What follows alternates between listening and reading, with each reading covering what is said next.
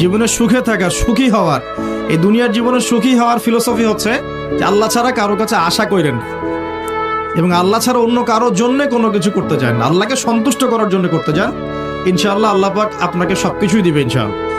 সম্মান, মর্যাদা, প্রতিপত্তি, মানুষের ভালোবাসা সবই পাবেন যদি আপনি আল্লাহর হয়ে যান। তা আল্লাহ বলছেন টেনশন করো না, কষ্ট পেও না, তোমার রব তোমাকে ছেড়ে দেননি। ওয়ালা সাউফা ইউতিকা রাব্বুকা ফাতারদা, তোমার রব তোমাকে শীঘ্রই দান করবেন আর তুমি সন্তুষ্ট হয়ে যাবে।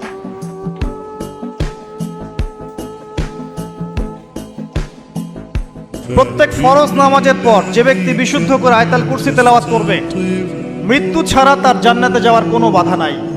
সুবহানাল্লাহ। আর ছোট্ট সূরা আছে কিছু, সূরা ফালাক, সূরা নাস, সূরা ইখলাস। সকালে তিনবার সূরা ইখলাস, 3 বার ফালাক, 3 বার নাস। বিকেল বেলা বা সন্ধ্যার পরে 3 বার সূরা ইখলাস, 3 বার ফালাক, 3 বার নাস।